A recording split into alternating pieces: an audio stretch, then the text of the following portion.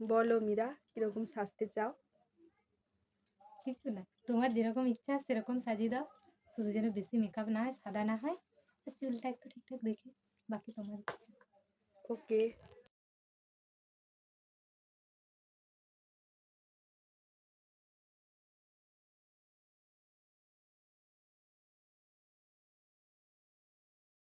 বলো মীরা, কিরকম সাজানো হয়েছে?